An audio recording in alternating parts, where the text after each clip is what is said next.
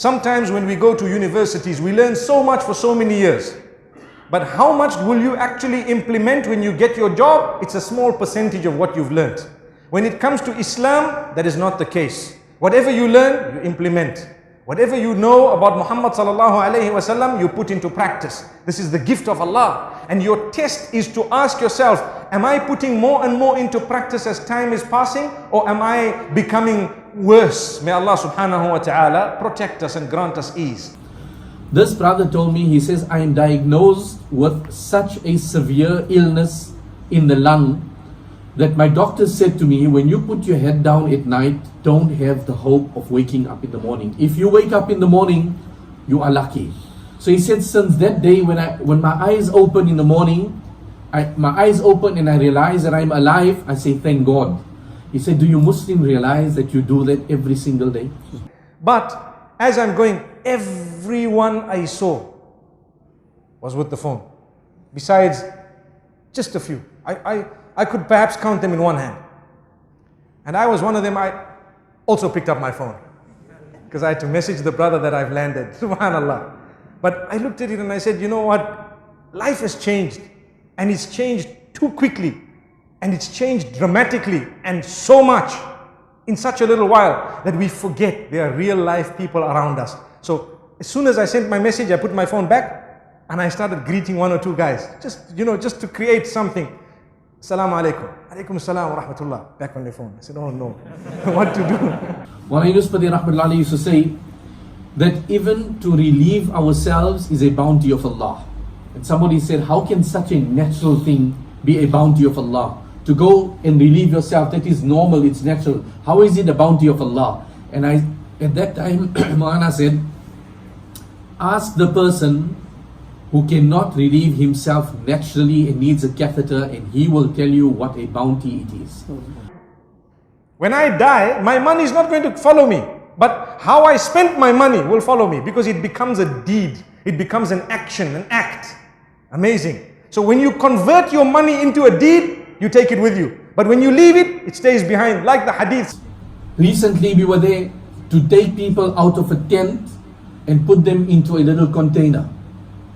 For you and I, that container is probably not even the size of our smallest room in our home. But wallah, I met families who are 12 people who are going to live into this little container. And if you saw the joy on the faces of these people, you would imagine that somebody gave them a palace. Help him in so many ways that he becomes a person who does not take from society but gives society. Make the dua. How many of us reach out to people and touch their lives through dua? That is a way of touching the lives of others that we have been taught. It is such that Allah says if you do that, there is a greater chance of that dua and supplication being answered. When we pray for others in their absence, Allah says there is a greater chance for that prayer to be answered. Why? You are touching someone's life in their absence in a positive way. We tend to count what we don't have. Whenever we're talking, we say, I don't have this and I don't have this and I still need to do this and I still need to get that. Is it not high time that we start counting what we actually have? For every human being, there is something that you are making dua for. There is something that you have that somebody else is making dua for. There is something that Allah has given you that you are oblivious of the fact that it is a bounty of Allah that somebody else is making dua for. Allah has given you and I the ability to become the hope of humanity.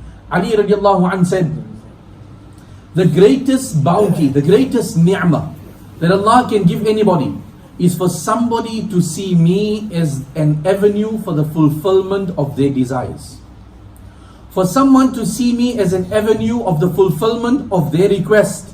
Ali radiallahu anh said that is the biggest bounty that Allah subhanahu wa ta'ala can ever give you. For somebody to look at you and say, you know, I can go to this person because I need something. Imagine who is saying this. Ali ibn Abi Talib radiallahu anh. He says this is the greatest bounty that Allah can give anybody. We'll be running from pillar to post saying, what are we going to do? The sun is above our heads. The sun, people are drowning in their own perspiration. What did Nabi Sallallahu Alaihi Wasallam say? أُولَٰئِكَ الْآمِنُونَ يَوْمَ الْقِيَامَةِ. Those will be the people who will be safe on the day of Qiyamah. When Allah has chosen you and Allah has given you that opportunity, never, ever, ever, ever look at it as a burden. When you can be there to put a smile on somebody's face, take it as a bounty of Allah. Ibn Abbas radiallahu anhu walks into the masjid one day. He sees a man sitting in the corner, fi ghayri waqti salah. It's not the time of salah, but this man is sitting in the masjid sad. So Ibn Abbas radiallahu anhu walks up to him and says, Mali araka hazina. What is wrong, brother? Why do I see that you are so sad? And this person started speaking to Ibn Abbas radiallahu anhu. And at the end of the discussion, he said, oh Ibn Abbas, I have got a problem with a particular person, but I don't know how to approach him. Ibn Abbas radiallahu anhu held this person's hand, and he was walking out of the masjid. He said, brother, come, I will talk to this person, let me solve this problem. As he's leaving the masjid, someone comes to him and says, oh Ibn Abbas, ila ayn? Where are you going, oh Ibn Abbas? Ibn Abbas radiallahu anhu said to him, I am going to do a deed, the reward of which is more beneficial than 70 years of ibadat in Masjid al-Nabawi. This person said to him, وَأَيُّ هَذَا وَأَيُّ عَمَلٍ هَذَا? What action can be more virtuous than 70 years of nafil ibadat or 70 years of i'tikaf in Masjid al-Nabawi? He says, قَضَاءُ حَوَائِجِ النَّاسِ, to fulfill one right that a person has got. To solve one problem of one person is more better than making i'tikaf for 70 years. Mana Yunus Padir Rahmatullah alayhi had a heart problem and he went into the hospital. He stayed there for 7 days. The day he was discharged, he said to his son, there are 12 nurses who looked after me, please bring 12 gifts. The day he was leaving, he called all of them, so they all came into the room. And he took these gifts and he gave it to them, and they said, sir, it is our duty and we get paid to look after you. He said, it's your duty to look after me medically. It was not your duty to be courteous to me. It was not your duty to smile with me. It was not your duty to ask me how am I feeling. That was out of the goodness of your heart. And then he said to them that our Prophet ﷺ has taught us, always be good to those who have done good to you. And he gave them a gift. Out of 12 of them, the day he was discharged from hospital, 4 of them came front and said, this is your religion. And we testified that there is none worthy of worship but Allah. In the Syrian people who came into Jordan, we go to one particular home and we ask, this youngster comes out and I ask him, is there any elder person in this home? So he goes and he tells his mother. She throws a sheet over her and she comes to the door. She comes to the door and the first question is, who are you? So I said, we are from South Africa and we are here with the organization to give you some assistance. She says, is that your only motive? Why have you come here? So I said, we've come with no other motive. We've come here just to give you this assistance. Yeah. She says, when the whole world has shunned and forgot the Syrian people, why are you here? So we say to her, sister, this is just something for you. What is her answer? She says, my neighbor next door does not have sons. I've got a son. If I am in a desperate situation at the moment, I can send my son out. Whatever you've brought for me, please give it to my neighbor. She needs it more. يُؤْثِرُونَ عَلَىٰ أَنفُسِهِمْ وَلَوْ كَانَ بِهِمْ خَصَاصَةٌ. You read this in the Qur'an. يُؤْثِرُونَ عَلَىٰ أَنفُسِهِمْ. Sahaba gave preference over themselves to who? To their fellow Muslims. Why? وَلَوْ كَانَ بِهِمْ خَصَاصَةٌ. Despite them being more in needy than their own brother, they always gave preference. Each one of us in this masjid probably know the incident of the 3 Sahaba who are lying in a battlefield and his nephew brings some water to him and his nephew gives it to the uncle and the uncle looks at the man next to him who's lying down in the pangs of death and he says, my nephew, give it to this man, he looks more needy. And he goes to him. By the time he gets to him, this man hears a moan on the other side and he says, oh my boy, don't give it to me, I think he needs it more. By the time he reaches the 3rd person, he already passed away. When he comes back to the 2nd person, he already passed away. When he comes back to his own uncle, his uncle also passed away. 1 glass of water, neither of the 3 drank. Why? They gave preference to others over themselves. This lady has fulfilled this ayat of the Qur'an, which you and I probably have never even thought of. She says, don't give me, give my neighbor first. These people understand something. كُلُّ نِعْمَةٍ يُبْعِدُكَ عَنْ رَبُّكَ فَهُوَ مُصِيبَةٌ وَكُلُّ مُصِيبَةٍ يُقَرِّبُكَ إِلَىٰ رَبِّكَ فَهِيَ نِعْمَةٌ. Every bounty that has been given to you that distances you from Allah is not a bounty, it's a calamity. And every calamity that brings you closer to Allah It's not a calamity, it is a bounty. Of the desert, there are snakes, there are scorpions. I'm literally talking of a desert. So I said to her, why did you chase him out? Why did you kick him out of the tent? So she says, he missed Fajr this morning, so I kicked him out. So I asked her, you must have been a very Islamic orientated family back in Syria. She says, no, my son, we didn't even read Jum'ah Salah.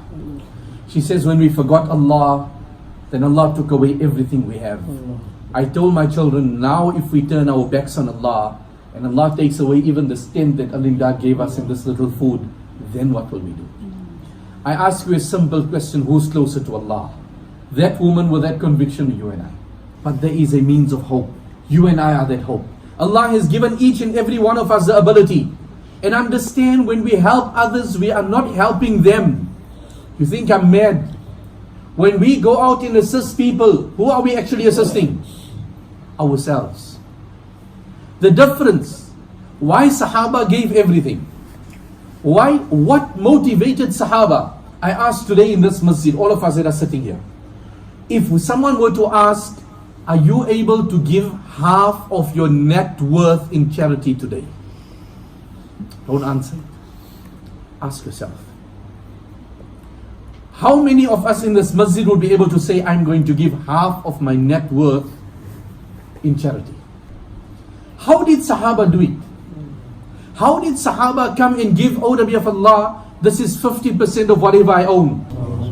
What motivated them? They understood that when we give, we are benefiting ourselves, not Allah.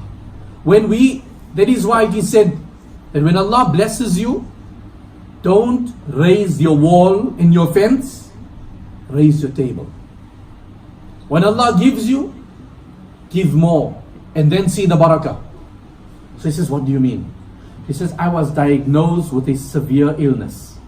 There was no hope for me. I went for a talk and I heard the hadith of Nabi sallallahu alaihi wasallam, Dawu mardakum bis sadaqah. Nabi sallallahu alaihi wasallam said, treat your ill through charity. She says, when I heard this hadith of Nabi sallallahu alaihi wasallam, I made an intention that, oh Allah, if these are the words of Nabi sallallahu alaihi wasallam, that treat your ill through charity, I have got full conviction, oh Allah, I'm going to take all my jewelry and I'm giving it out in charity. She says, 1 month ago, I went for my test and I'm completely clear. She says, were you to distribute it earlier, Allah would have given me my shifa earlier. Allah. At that moment, when Nabi sallallahu alaihi wasallam was undergoing the pangs of death, what did he do? That Nabi of Allah, who told the angel of death, go and ask Allah, will every ummati of mine experience the same pain in the time of death? And the angel goes to Allah and he comes back and he says, oh Nabi of Allah, Allah says every ummati, every human will feel this. What did Nabi sallallahu alaihi wasallam say? Go back to Allah and tell Allah to remove the pangs of death from my entire ummah and give it to me now, so that my ummah don't have to suffer. That Nabi of Allah, when you and I come in front of him on the day of Qiyamah, what have we done for his ummah? Those who have given their lives for the service of humanity will come in front and say, oh Nabi of Allah, because these people were your ummah, we don't know them, we probably never saw them, but oh Allah, oh Nabi of Allah, we gave our effort, we gave our, whatever you gave us, we gave it to help your ummah. Who will be honored on that day? Don't ever look at what you are giving, look at what heart you're giving it with. I extend some dates to him, and he looks at me and he doesn't take the date. So I think to myself, it's hot, the man is tired, maybe he wants water. So I go and I get a glass of Zamzam and I present it to him. So he looks at the Zamzam and he still doesn't take it. So I thought to myself, Ya Allah, what have I done wrong that in front of the Kaaba this man is not taking from my hand? This man then did this with his shoulders, and when he did this with his ihram, the top piece of his ihram fell down. And it was then that I saw this man does not have hands. He turned around right at the Kaaba and he said, Hal shakarta rabba hadha al-bayt? Have you ever thanked Allah, the Lord of this house, for the hands that you have? That you can pick up food with your hand and put it into your mouth? Have you thanked Allah that you can pick up a glass and eat and drink it on your own? Have you ever thanked Allah for these hands that we have? In your own country, in your own town, you see a homeless person, go and help them. You see an elderly person, go and help them. You've got your Al-Imdad office. You've got in Al-Imdad doing work throughout the world. Go forward. Put yourself forward and then see how Allah subhanahu wa ta'ala will take you throughout the world. Understand one thing.